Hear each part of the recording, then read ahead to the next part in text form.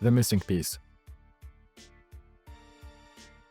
So, what is this missing piece to work on? Some of you maybe heard about this concept before, and it's called systems. You've probably seen some of those DocBiz videos where they say set systems, not goal, when these motherfuckers don't even know what a system is. Men are in pure suffering trying to make something out of their lives, and all these fucking losers care about is the views, clicks, or sales. It's cringe and pathetic, so I'll give you the real answer for free right now. What is a system and why is it important? I'll try to keep this as simple as possible so that you can easily understand it and implement it into your life as soon as possible. A system is a collection of processes that converts inputs into outputs. In other words, it's the science and knowledge of transformation itself. So, to study systems is to study how transformations occur and how they are organized across different situations or scales. If you learn and apply this properly, holy fuck, you'll be able to see these hidden rules that are responsible for everything that moves, everything that grows, collapses, succeeds, fails, or transforms in the world. It's like seeing the rules of the game for how reality actually fucking works. These rules controls how a dog behave, how a tree grows, how a stock blows up, and how a virus spread. These things that on the surface may seem unrelated, they follows the same underlying principles of systems theory. And guess what?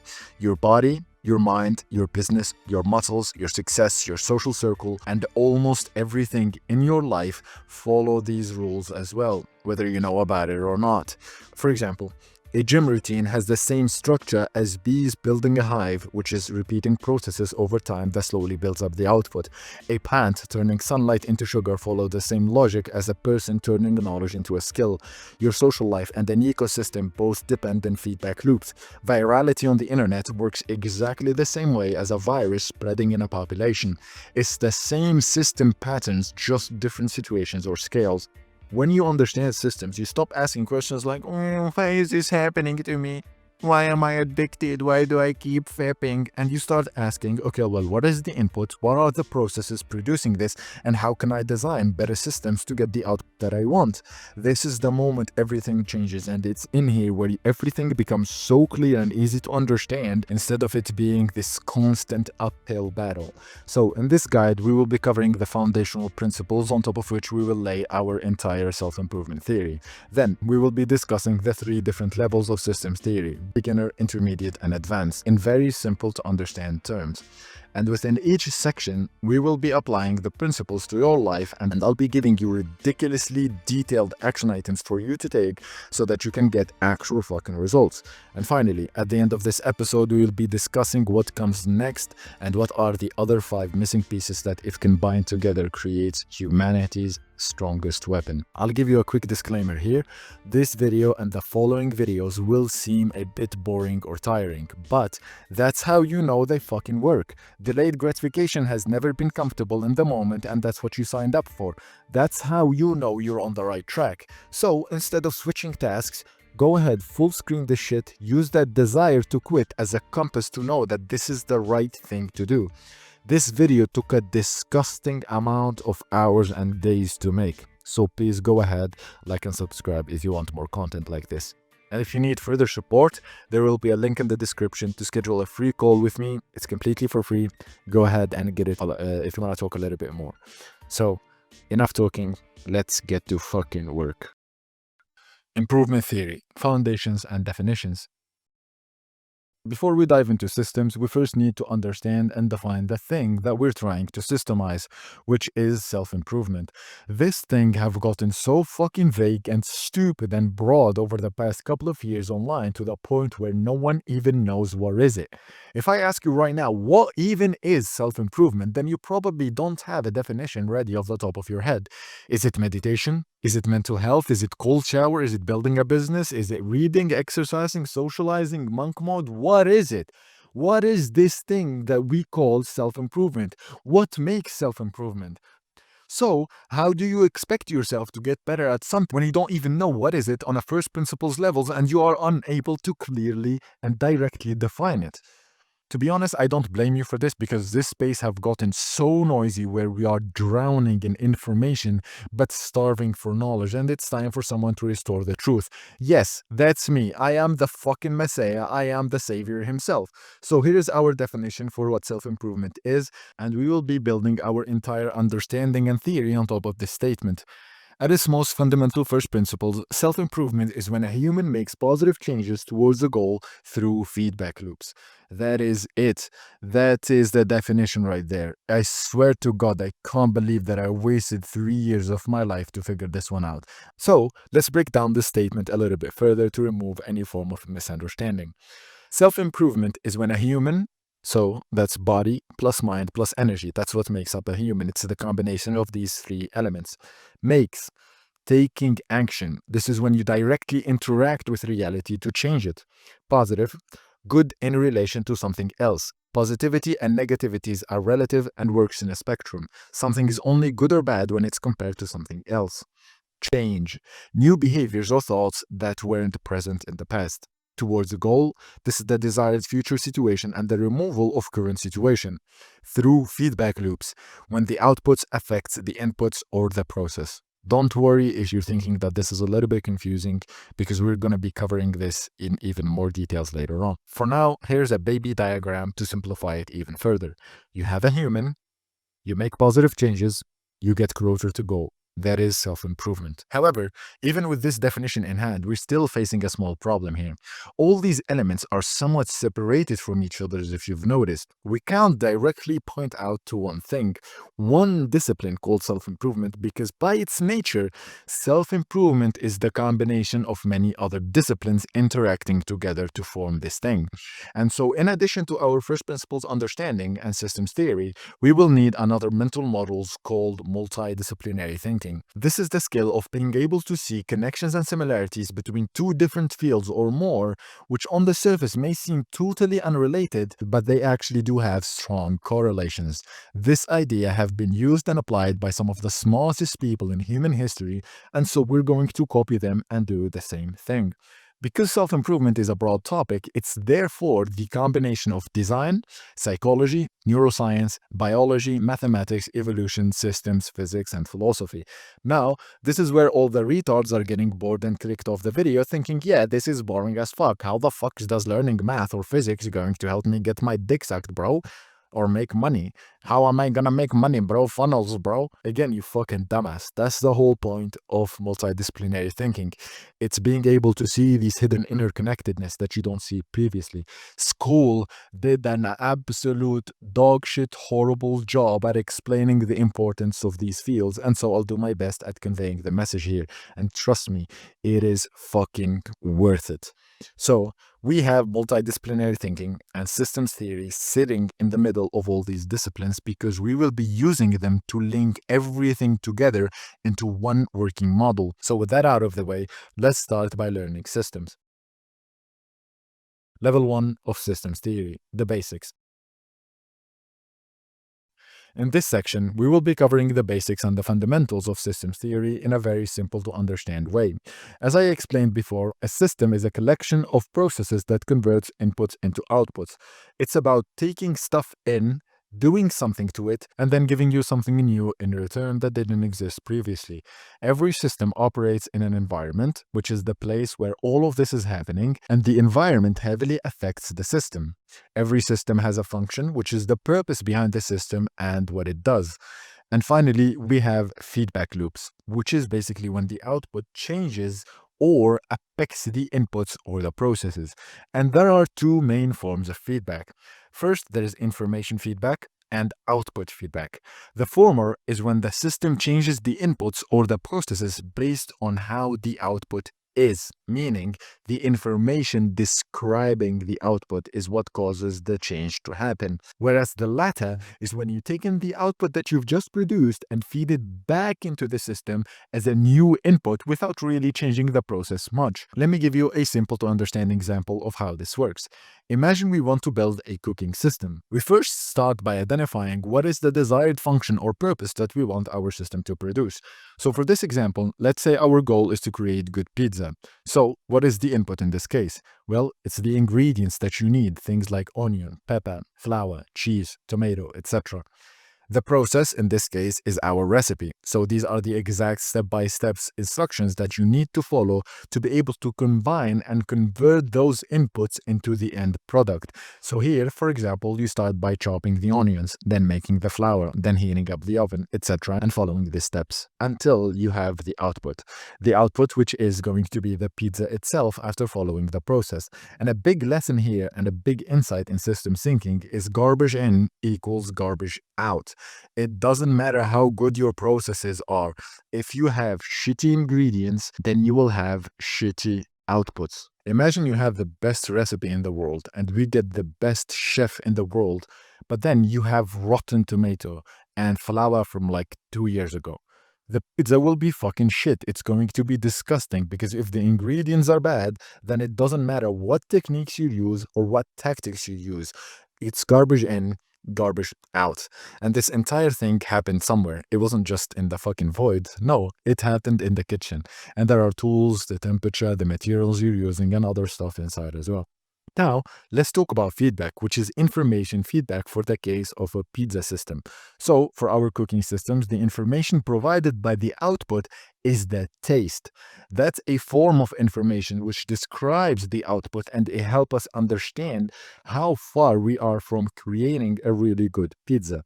Imagine you have the ingredients, you made the pizza and then produced it properly, but then you didn't even eat it or taste it. How the fuck are you going to know if you did well or not? How are you supposed to make a decision from there? Now, these things may sound like common sense, but no one applies this shit to their lives and they think that they are outside of these rules because they lack the knowledge to apply this shit, and every single fucking self-help content is just talking about random bullshit like manifestation, frequency, cold shower, productivity, and all this rubbish. This fucking rubbish without explaining the underlying rules or principles governing our behaviors and plans. The other form of feedback is output feedback, which doesn't apply to this case because you cannot just take in the pizza that we've produced and feed it back into the system to have more pizzas, right? That's not how it works. So another example for an output feedback and how it works could be investments or interest rate. Because in here, the amount of money you make is directly dependent on the amount of money you have. In other words, the more money you make, the more money you make, because you can just take in that money, which is the output that you've produced through the investment, which was the process, and feed back as a new input, creating more output, which then comes back and results in an exponential curve of growth. Level 1 of systems theory, application to self-improvement. So in this section, we're going to be using multidisciplinary thinking to apply and link what we've just learned about systems theory onto self-improvement. Before we do that, however, I want you to know that this is by no means the final answer or the absolute truth, and I have so much more to learn and so much more to go through. This is not a simple black and white answer, and it's going to take us years before we can confidently say, yeah, definitely this is it. What you're learning right here is just the first step in the right direction. So with that in mind, let's begin. The function of our system here is to enable a human to set and achieve any goal. The input is the human, which is you in this case. The process is the plans you will follow and the actions you will take. The output is success, and the environment is reality. This is where every goal, every thought, and every action happens. The feedback that we'll be looking at to know if the system is functioning well or not is your growth rate. This is a very simple equation where we look at your current level minus past level divided by the past level. And this will give us the growth rate to know how well our system is doing. Now, you may be asking, but how do we exactly measure a human level? We can use this diagram of the 3 big human categories to establish a universal unit of measurement for human performance.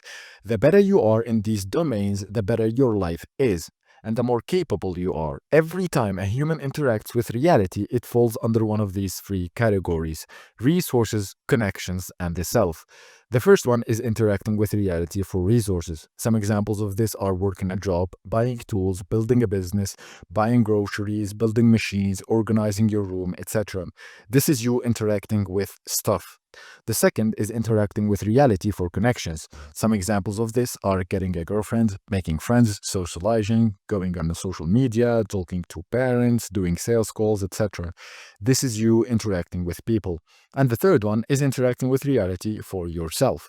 Some examples of this are thinking, going to the gym, reading, playing video games, eating, shitting, meditating, playing basketball, journaling, etc. This is you interacting with yourself.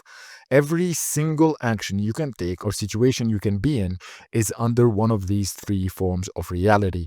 And this is how we determine your reality level or your human capability level. Level 1 of systems theory, action items. Now, it's in this section where the rubber meets the road, and it's in here where we're going to be taking some action on applying the things that you've learned through your life. You're going to be challenged, and you need to use your big brain, little boy. In the resources section below this video, go ahead and grab a copy of the PDF document outlining all the instructions that you need to follow to be able to apply what you're going to learn. So, that's your first action item here. Pause the video, go ahead and grab that PDF. It's in the descriptions.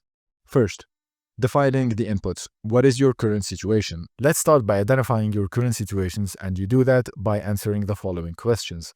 What is your current resources situation? How much money do you have in the bank right now? How much money do you make per month right now? Answer these two questions. I know that resources are more than just how much money you have, but again, for the sake of getting started, we're gonna keep it simple. Current connection situations. What is your love life right now? Describe it in a short paragraph. What is your sexual situation like right now? Describe it in a short paragraph. And what is your family situation like right now? Again, describe it in a short paragraph. How many friends do you have? And out of those friends, how many of them do you consider high quality and beneficial to your growth? Current self situations. How is your mental health right now? There will be two tests in the document that you need to take. So go ahead and write down your depression score and an anxiety score to know how good is your mind. How is your physical health right now? So, how many hours do you sleep on average? What's your diet like? Do you eat processed food or just healthy food or a little bit of both? How many times do you exercise per week? What's your body fat percentage? What's your BMI scores? Do you have clear direction on what you want to do with your life, and how do you feel about your future? What skills do you have right now, and how good are you at what you do? What are some real world results and achievements that supports your claims? So if you have real world results, then we can confidently say that you're skilled. But if you say, yeah, I am skilled, I know this, I know that, but you don't have results to back up your claims, then you're living in delusion. Second, defining the output. What is the desired future situation? Out of these three big areas of life for humans, which one you're most interested in right now? Pick one. Do you want to improve your health and skills? Do you want to improve your resources, or do you want to improve your connections? What is your desired future situations? What is the goal? Let's get clear here for a second. Keep it simple, clear, and straightforward. What do you fucking want? Ensure that it's just one goal and not two goals or two in one. What is the real world I did it moment? When are you gonna be like, yes, I finally did it, this was a success? Third, defining the environment. Where does the process of acquiring this goal occur? Start by writing down the big area of life that you are in and the goal that you want to achieve. Then, describe the future situation. What time of the day is this happening? What are the elements next to you?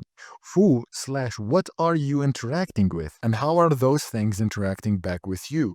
Write a mini paragraph. Now, where is this future situation happening?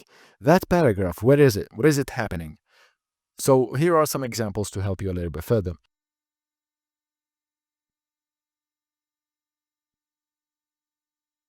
Just a small note, with the goals that are in the self categories, a lot of them are intangible. And what that means is that basically the goal is happening in the mental realm. The mental realm is when you cannot interact with your goals through your five senses, such as seeing, hearing, smelling, touching, tasting. And you have to use some sort of imagination, abstractions or thoughts to be able to interact with this thing. Examples of this include decision making, identity shifting, math skills, chess even, mental health, discipline, etc. These things happen in the mind. You may be looking at something like chess or discipline, for example, and you could be thinking that that's a physical skill for sure, right? But it's not. That's because the processing is happening in the mind, and then the body is simply representing and executing what the mind have already processed. But the skill itself didn't happen in the body, it happened in the mind. So to know if your goal is in the mental or the physical realm, you want to ask yourself, well, where does the processing happens? Most of the time, this is very easy and intuitive to know, and it's quite direct, but it can get a little bit tricky sometimes when it comes to skills. So to help you a little bit further, think about it this way. Every skill, whether it's mental or physical, is represented by a physical movement. Your happiness is represented in your facial expressions, for example. Your math skills are represented in the equations that you type, and your chess skills is represented in moving the chess pieces. Now you want to ask yourself, can the physical movements that represents this skill be doable by anyone or not? You want to look at the top performers and ask yourself, can anyone replicate that movement, right? Anyone can move a chess piece, but not anyone can play the guitar. Anyone can move the chess piece, but not anyone can think of the right movement. Anyone can write down an equation, but not anyone can know the equation. Anyone can write down the equation, but not anyone can score basketball, right? And that's how you know if the skill is happening in the mind or in the body. Now, to be honest, this is kind of overthinking it, but I thought it's kind of important. I don't know why. I thought it's just like important to know the environment at the very, very, very fundamental levels. Fourth, defining the feedback. How will you know that you're improving or not? Now, because this is a very big and broad system, there will be two forms of information feedback that we're going to be using. There is the macro feedback and there is the micro feedback. Macro feedback is the growth rate of your overall life, and micro feedback is your growth rate in this very specific goal that you've set right here, right now. So for now, we're just going to be looking at the macro big number, and in the next couple of episodes, we will be establishing a micro feedback for this system, for the specific goal that you want. For now, I've only created the minimum viable way of measuring these things, such as the macro life big things, right?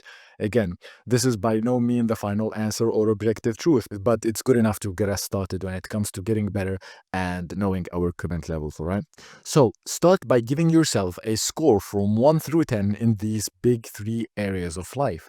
One of these numbers will strike and you want to pick that one up. Again, for now, we do not care about the accuracy or the exact number or if it's perfect or not. That doesn't matter for now, right? Because right now we're just getting started. I plan on creating algorithms and equations and shit like that in the future to have like better accuracy, you know? But right now we don't need it at all. So pick one number out of these. Now, to calculate your human level, average these three numbers and get your score. You do this by following this very simple equation. Human capability score equals resources plus connections plus the self divided by 3. We will go in much more depth in the next few episodes again, but now we're just gaining a minimum level of clarity. I repeated myself a billion times, but anyway, because like I'm just saying that because this can get very, very complicated, okay? Level 2 of system theory, structure and behaviors. In the previous section, I explained things at the most fundamental, easy to understand way. Now, in this level, we're going to take it a step further and I'll be introducing more concepts because systems do get a lot more complicated and abstract than just these basic definitions. I'm going to preface this by saying that this section and the following definitions are specifically for systems dealing with designing the future we want and goal achievements. So the terminology used here doesn't really apply to every single system in the universe. When I was learning systems, something that I've noticed is that there isn't really any formal black and white definitions of these terms, but it's more like ideas that differ based on the context that you're talking about and the system you really want to cover. So with that in mind, let's begin. Elements. Every system is made up of multiple things inside of it, and together they form the bigger whole. An element can be a simple component or a system in of itself, which we call a subsystem. Interactions. Interactions is what elements do to each other. A system is more than just the sum of its parts. Elements don't just exist passively. No, there are rules governing them. There are laws that move them together and makes them interact, which leads to emergent behaviors and interactions between one another. This is a big insight into system thinking. A system is more than just the sum of its parts. It's the parts plus their interconnections. Inflow. This is how inputs enter the systems. Yield. Out of the total inflows, how many of them became a result? Outflow. Out of the total inflows, how many of them turned into waste? So in this case, output equals the yield plus the outflows. I know that earlier I said that the output is the success, but that's just to keep it simple. In the real world, you can never have a 100% win rate. There is always waste. The stock. The stock is the state of inputs inside the system. This is simply something measurable and quantifiable inside the system. Usually when inflows enter the system, the stock goes up. When outflows drain the system, the stock goes down. And the stock can be either physical or informational. Bottlenecks.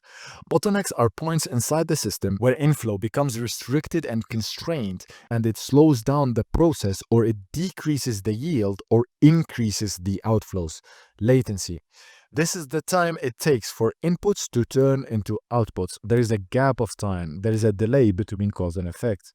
If this is your first time learning these concepts, don't worry if the definitions feels a little bit overwhelming or difficult to understand. I would highly recommend that you come back to this video over and over again, because we're going to be coming back to these definitions a lot in the future, and I will be explaining them over and over. So don't worry, take your time and don't overthink it, okay? I'm going to give you a lot of examples, and we will be applying these concepts to your life to solidify your understanding. I would highly suggest, again, that you rewatch these sections over and over again until you can easily explain these concepts in your own words, right? Try coming up with examples, try thinking with situations you can apply this to, try teaching this to others, and you will definitely improve, okay? So, do you remember our example of the pizza from earlier? Now let's apply these new concepts to gain more clarity about making good pizza. For the elements interacting together, we have you, and you have emotions and thoughts, and your phone is maybe next to you, and the tools that you're using, and the video you're watching to learn how to make a pizza, you know? These elements interact with each other. The video, for example, tells you to do something. Let's say you take action, you get some results, you're then dissatisfied with the results, you feel kind of demotivated, and you execute a little bit worse, and that leads you to having bad pizza. You can see the video isn't just a YouTube video by itself, it's interacting with all the other elements inside the system, and all the other elements are interacting with the video as well. The inflow. The inflow in this case is you acting on the ingredients. It's when you get the ingredients ready, maybe you're washing them, maybe you're putting them together, you're cooking them, etc. You're acting on the ingredient. Now, because we're making a system for cooking good pizza, we need to establish what do we mean by good pizza? What is that, all right? How can we compare different outputs? So good for this example is going to be tasty. Tasty equals good. So after identifying that, now what we can do, we can measure the yield of the system. So if you recall, the yield is when you answer, out of the entire inflows that we've processed, how much results did we get? Like we said, in this case, a result is tasty. So we can assign a taste number out of 10, for example, for the pizza that we've got. This score is yield. Let's say you ask 10 customers to give you a rating of 1 through 10. And then the average answer you get is 7 out of 10. Well, then you have a yield of 70%, meaning that your actions, which is the inflows, have converted the ingredients, which is the input, into 70% taste. That's the yield. And the other missing 30% is the outflows, right? So like we said earlier, an outflow is when the input turn into waste. So here you can ask the customers, well, why is it not a 10 out of 10? What is missing? Where did the other 3 points go, and how did they become waste? And the customer may say something like, well, the bread is slightly burnt at the bottom here, as you can see, or like the cheese is kind of unbalanced throughout the pizza, you know? And those reasons are what we call bottlenecks. Bottlenecks block you from having more yield and increases outflows. It increases the outflow and decreases the yield. Bottlenecks are the points inside the process that causes waste to happen.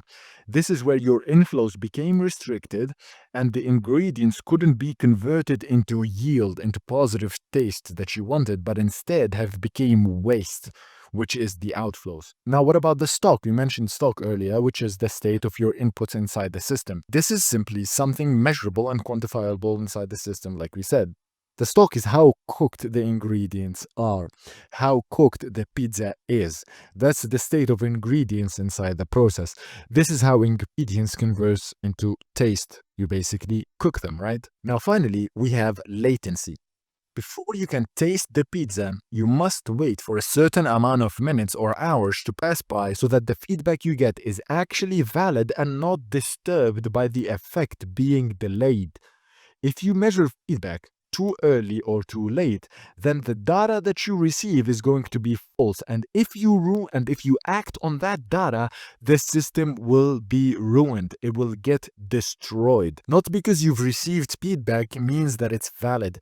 If you, let's say for example, you don't let the pizza be in the oven for X minutes, then it's not really cooked. Sure, you get tasted, but it's not real taste because you didn't account for latency.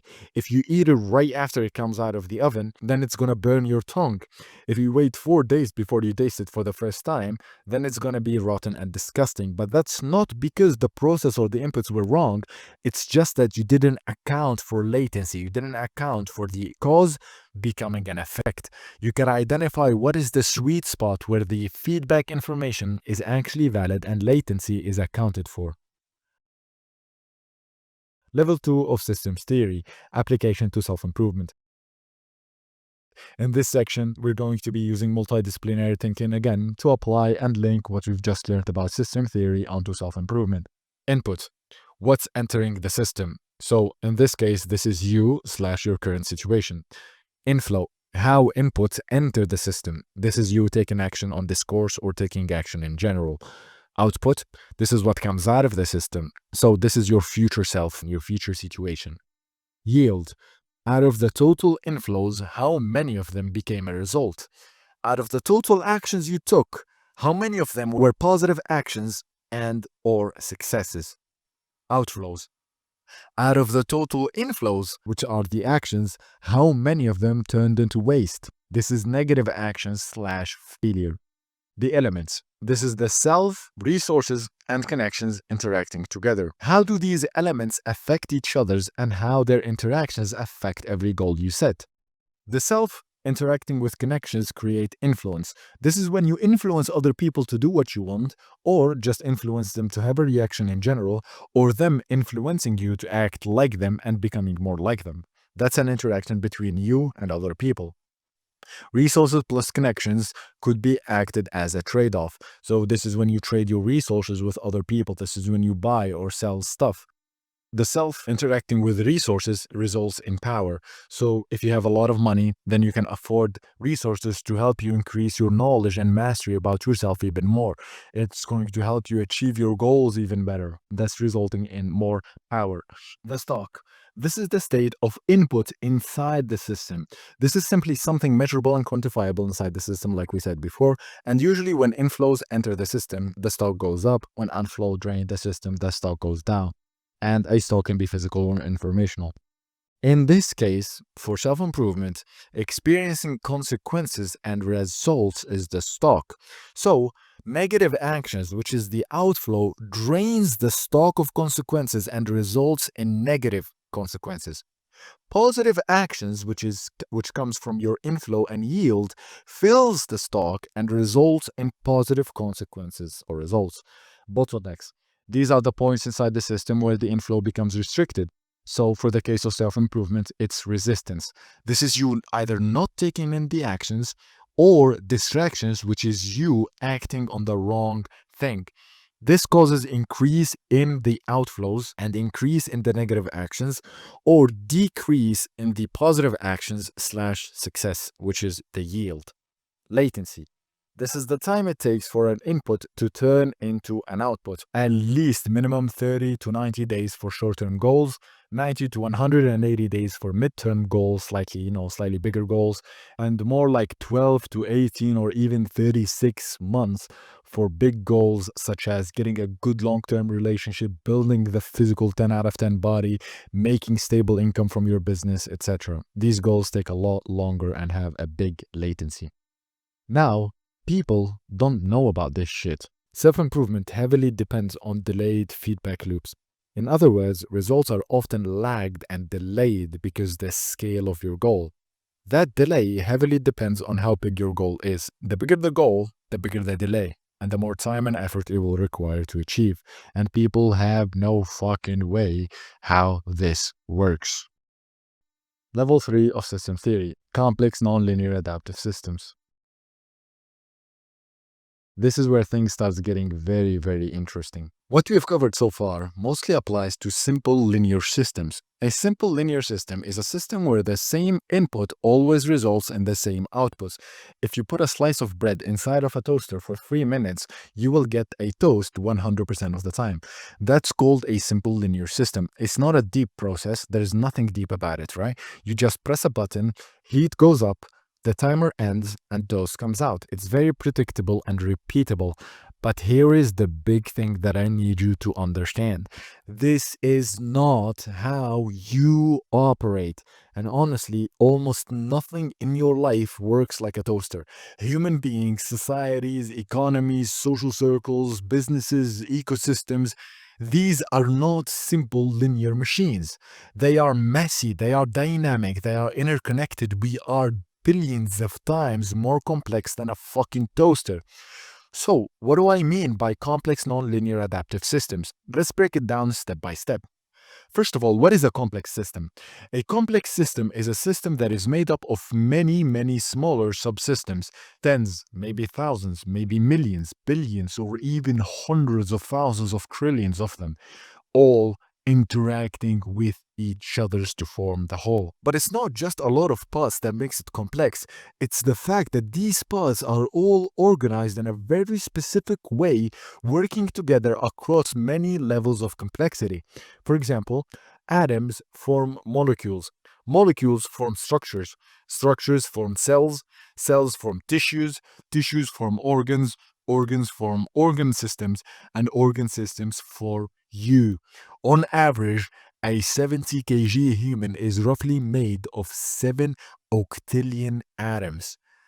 That's a 7 with 27 zeros next to it.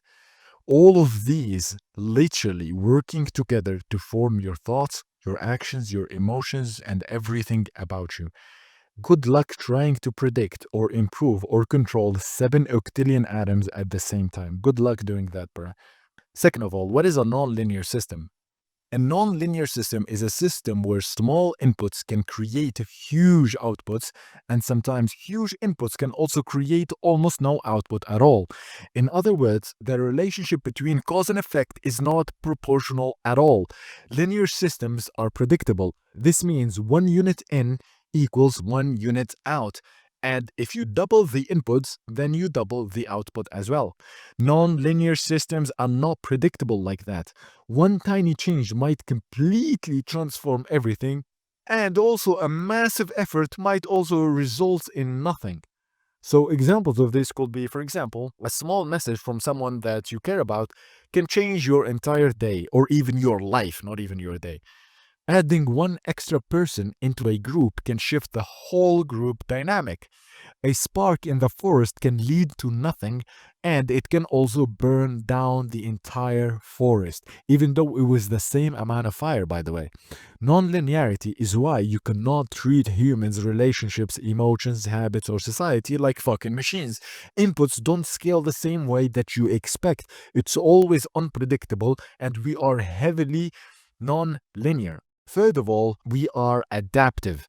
Again, what does that even mean? An adaptive system is a system that learns, adjusts, and changes its behavior based on the experiences or the environments that it's in. It basically updates itself, right? A toaster does not adapt.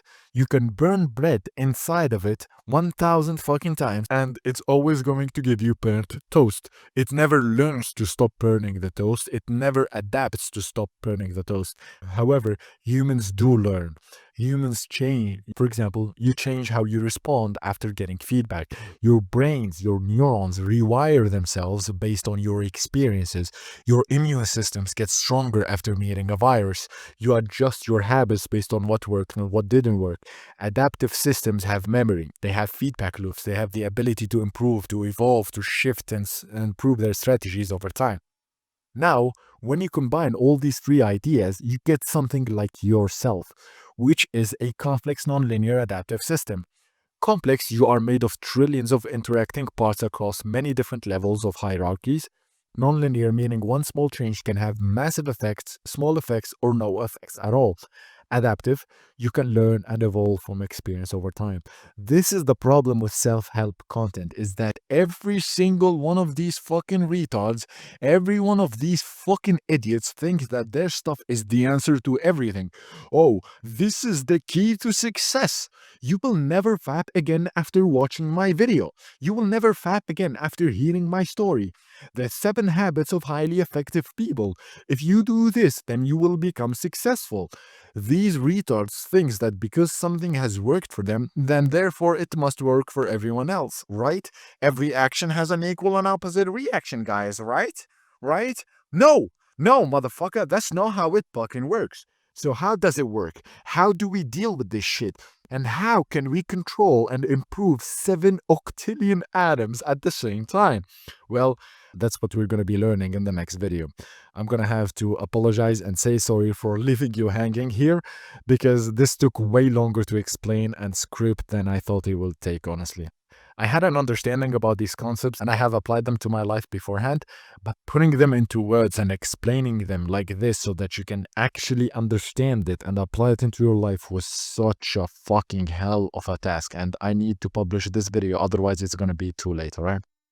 So, if you think this video was helpful, then you're not ready at all for what comes next. This is just scratching the fucking surface and...